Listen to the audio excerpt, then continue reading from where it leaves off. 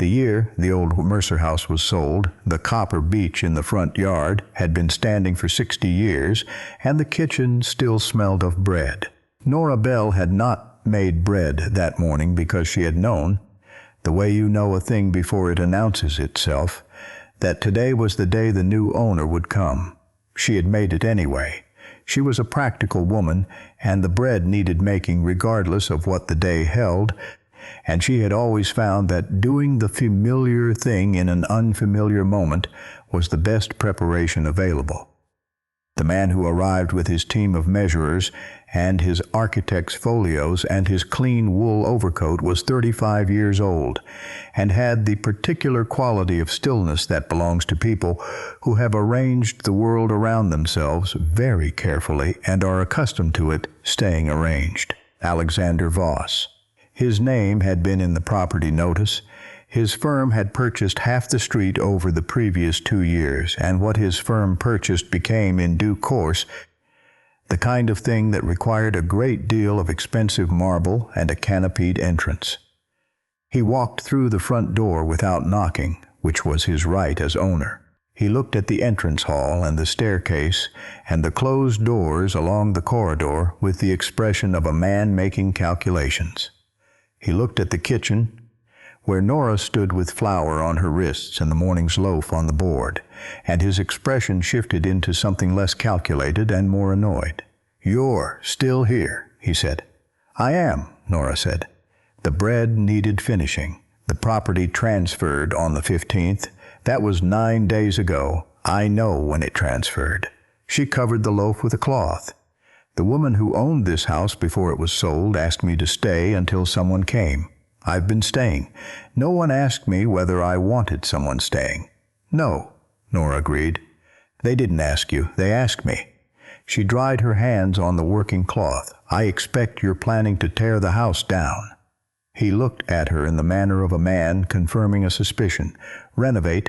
The exterior walls are sound. The interior is another matter." "The library walls are sound too," Nora said, "the structure behind the north shelves especially." He looked at her for a moment. It was a measuring look, not unpleasant, simply exact. "I'll need you to vacate by the end of the week. I'll pay a reasonable relocation." The key fell. She had not dropped it deliberately. The churn had simply slipped as she picked up the key ring to set it on the hook, and the smallest key, the brass one, shorter than the rest, worn smooth at the bow, spun free and bounced on the flagstone and came to rest against the toe of his boot. He bent and picked it up. He turned it over. He looked at the 3 letters engraved on the bow, almost too faded to read, and his face changed in a way that was not the polished alteration of a man managing a conversation, but something older and involuntary. E.V.M. He said nothing for a long time. Nora watched him. "Where did you get this?" he said finally. It was not quite a question. "The same place I got the others," she said. "From Evelyn Mercer, who gave them to me 17 years ago and told me to keep them safe." He set the key on the table between them. He looked at it. He looked at her. "My mother's name," he said, "was Evelyn Victoria Mercer. I know whose name it is." Nora said, "I lived with her for 3 years. I knew her handwriting and how she took her tea and which books she read twice." She paused. "She told me the night she left that if her son ever came back to this house, I should show him the room behind the north wall of the library. She said he would know the truth when he saw it." "She left," he said. The word "left" came out of him the way words come out when they've been held for a very long time. "She left when I was 7. Nora looked at him steadily. "That's what you were told." The room changed. It didn't change in any visible way. The bread was still on the board. The copper beech was still outside the window. The sound of his team's voices still carried from the entrance hall. But something in it shifted, and both of them felt it. And neither of them spoke for a moment. "I'll give you 3 days," he said finally. "Not a concession, or not only a concession. Something else in it, too." "I only need 1, Nora said. She had lived in the Mercer house since she was 12 years old. Her mother had died of a winter fever, and she had been taken in by Evelyn Mercer without ceremony or particular explanation. simply brought into the kitchen and set to work beside the woman who turned out to know more about the raising of children than about the raising of money, which was the source of most of her difficulties. Nora had learned to make bread and to read and to keep a household running on less than it needed, and she had loved Evelyn Mercer with the careful, practical love of a child who understands that love is also maintenance and attention and showing up. She had been 15 when Evelyn disappeared.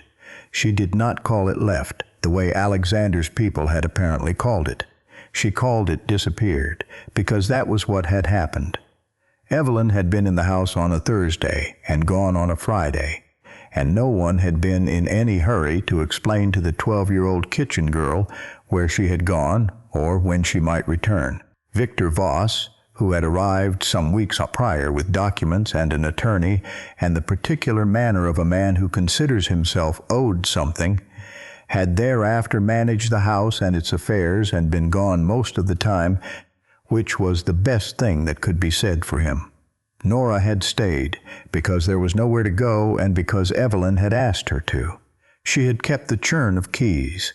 She had cleaned the library twice a year, including the books on the north shelf, and she had not opened the wall because she had not been asked to open it, only to show it to the right person when the right person came. She had taken in Sam when he was 4 and his mother gone, because that was the kind of thing Evelyn would have done, and because Nora had been raised in the tradition of the kind of thing Evelyn would have done. She had baked bread and kept the books and patched the roof every spring and waited. What she had not done and would not do was leave. The first morning Alexander came back alone without the team of measurers. He stood in the entrance hall for a while, and then he walked through the house room by room, slowly the way you walk through a place that is trying to tell you something. Nora did not follow him. She gave him the house and went to the kitchen and worked, and was there when he came back. He stood in the kitchen doorway. "You've kept it," he said. "All of it, the things that needed keeping." He looked at the table, the shelves, the hook where the copper pots hung. He looked at the small portrait of Evelyn on the wall above the stove, a drawing, not a painting, done in charcoal by someone who had loved the subject, or had at least looked at her long enough to get the look of thinking right. "She looks the same," he said, and then, after a pause, "I don't know what she looked like when she left." "She looked," Nora said carefully, "like a woman who was frightened and trying not to show it." He was quiet. "What I'm going to show you in the library," Nora said, "is going to change what you understand about a number of things. I want you to be ready for that before we go in." "I've been ready for 17 years, he said. "I just didn't know what I was ready for." Nora took the small brass key from the ring. The library was at the back of the house, a room of high shelves and windows that caught the afternoon light. The books were not the showpiece books of a wealthy library. They were working books, read books, books with slips of paper stuck in them and notes in the margins. Evelyn had owned the kind of library that showed what a person actually thought about rather than what they wanted people to think they thought about. The north wall was books from floor to ceiling. Nora moved to the left end of the shelves, to the section where the natural history volumes stood in their worn spines. She pressed 3 fingers to the base of the third shelf, in a spot worn smooth by repeated contact. The shelf swung inward. Behind it was a door, iron-hinged, that opened onto a narrow room perhaps 8 feet across. The air inside was cold and close, the smell of paper and cedar oil and something older underneath, the particular smell of things preserved past their expected time. There was a writing desk. There was a chair. There was a lamp, dry of oil, and a trunk, and on the desk a stack of letters in Evelyn's handwriting tied with a piece of green ribbon that had once been brighter. Alexander stood in the doorway and did not move for a long time. Nora waited. He stepped in. He sat down at the desk. He looked at the letters and did not touch them yet. "She wasn't hiding from me," he said. "Not a question." "She was hiding," Nora said, "not from you." He picked up the ribbon. He untied it carefully. The way you handle something you've been told is fragile. He unfolded the top letter. Nora knew what it said because she had read it once, the night she turned 21, and decided that she should know what she was keeping safe. She had not read it again. She had not needed to. It said in Evelyn's clear hand that she had been afraid and that the fear was not irrational, that Victor Voss had married her by arranging circumstances that left her very few alternatives, that she had tried to leave with Alexander and been prevented, that she had managed finally to get a message out, but that the person she had sent it to was not able to help quickly enough, that she had written everything down, including dates and names and the specific document alterations that Victor had made to the Mercer estate papers, and that it was all in the trunk, that she was leaving these records for the day when Alexander came back, if he came back, that she had never not loved him, and that she needed him to know this above all other things. She watched Alexander read. He read slowly. His hands were steady. Only his face was not steady, and he had turned slightly away from her, which she understood and allowed. When he set the letter down, he sat for a while. Then he opened the trunk. The trunk contained what Evelyn had described: account books, correspondence, certified copies of documents with their alterations marked, a solicitor's affidavit that had been obtained on a trip Evelyn had apparently managed to make in the weeks before her disappearance, and a separate envelope addressed in her handwriting to Alexander Voss, care of the Mercer house, Carlin Falls, which she had apparently been optimistic enough to prepare. There was also, in the bottom of the trunk, a small wooden box containing a set of buttons, the kind from a child's coat, and 2 braided bracelets, the sort made for children, the sort that come in pairs, 1 for each wrist. Alexander held the bracelets for a long time. Nora looked away.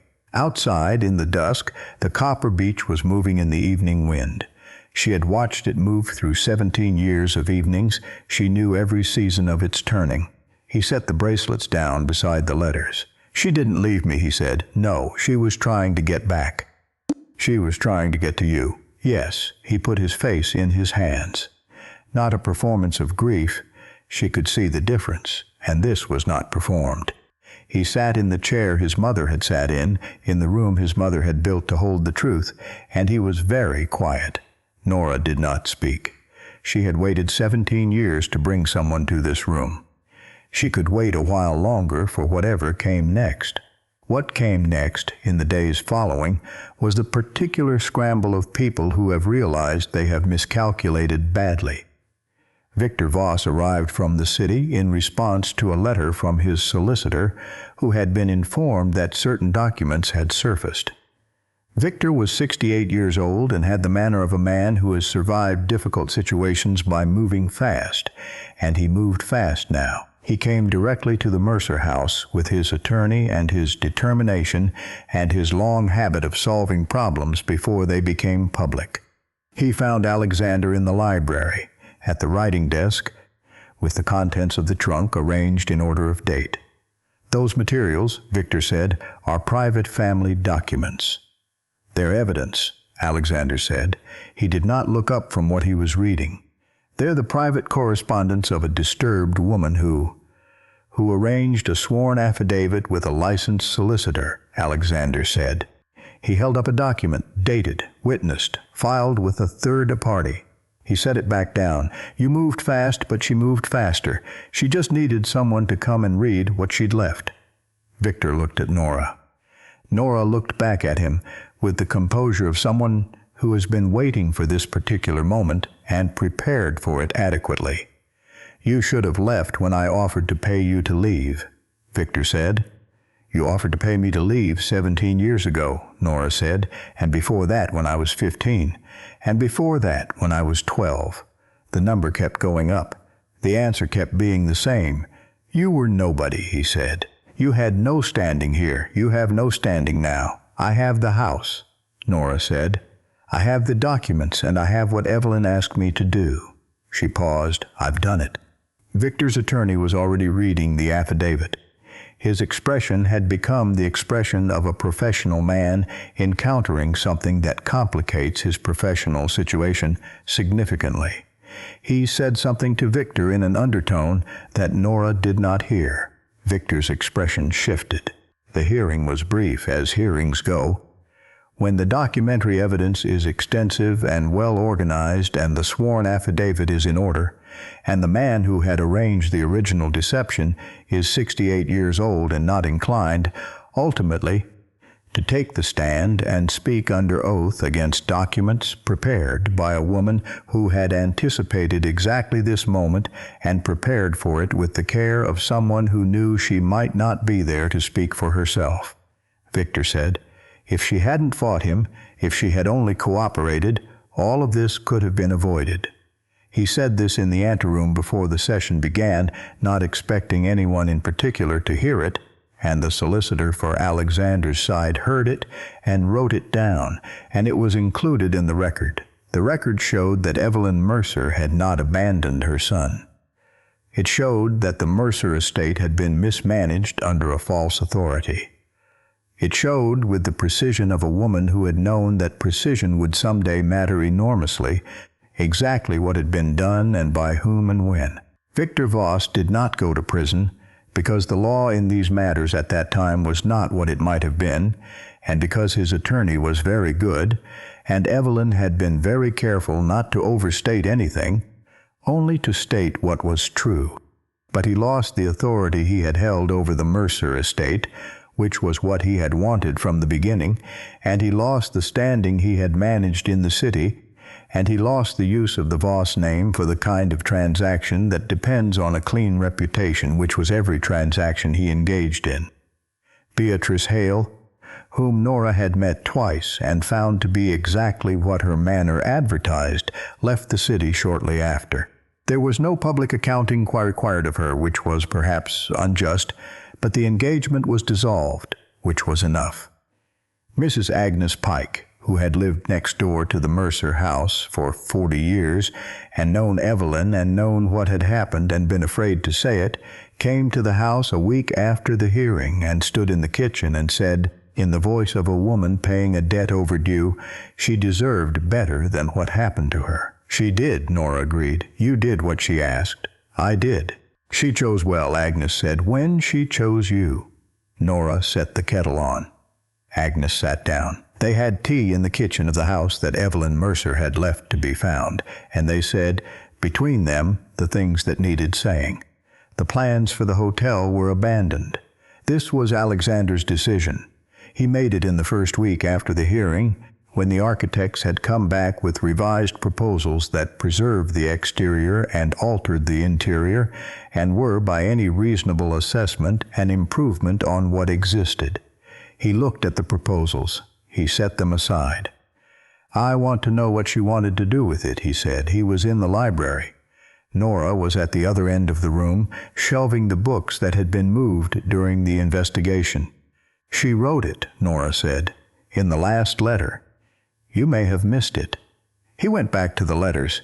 He found the passage she meant, that the house should be of use to people who needed it, a place with bread and books for people who had neither, that it should be open, not closed, that it should do the thing a house is for. He looked at this for a while.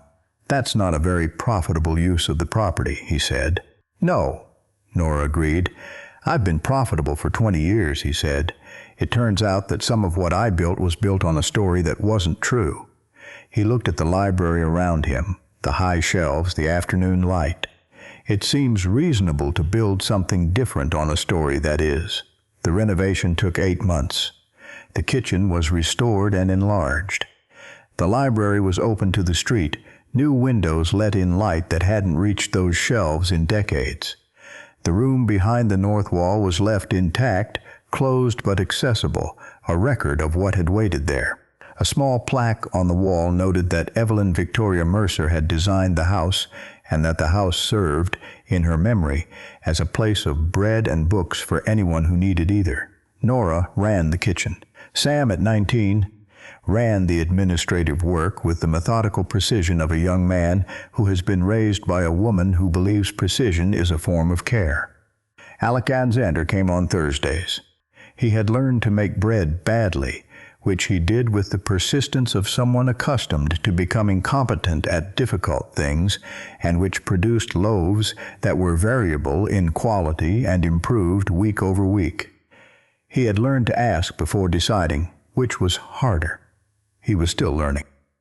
One evening in late autumn he came to the kitchen where Nora was working and set on the table the ring of copper keys, all of them, including the small brass one with the 3 faded letters.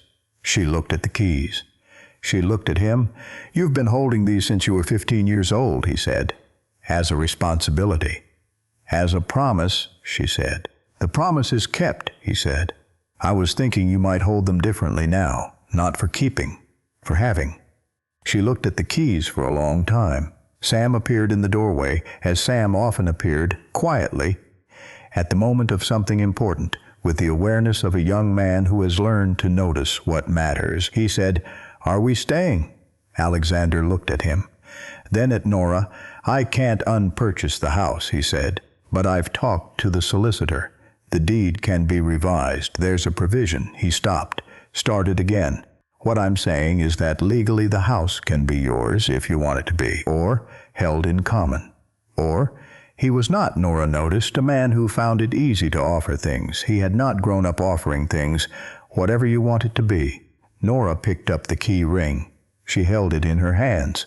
17 years of wait.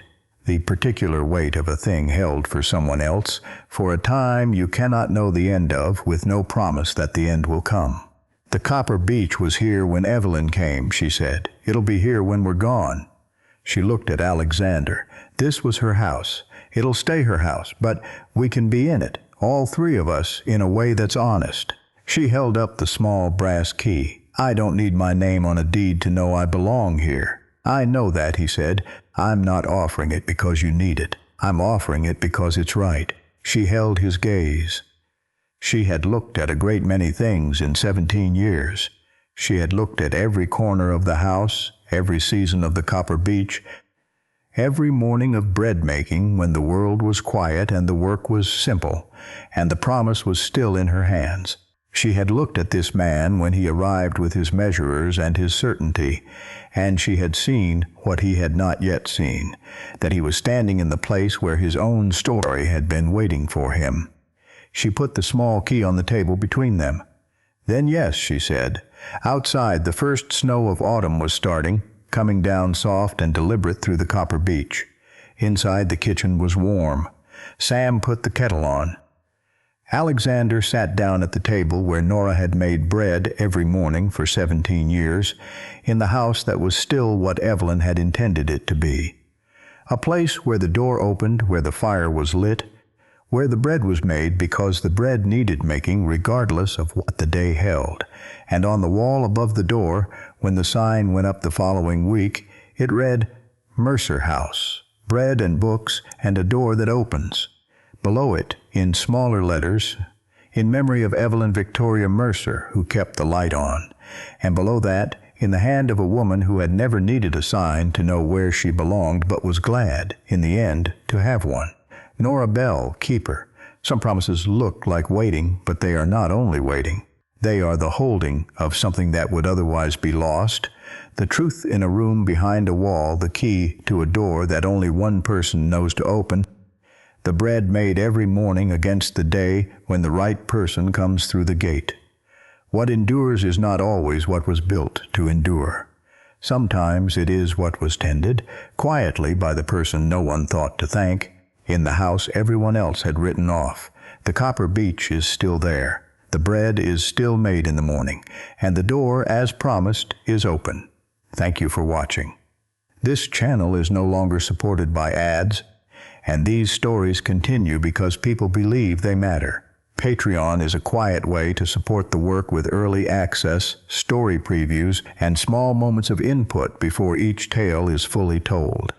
On screen now is a preview of the Patreon page. If you'd like to support the channel, the invitation is in the first pinned comment down below. I'll see you in the next story.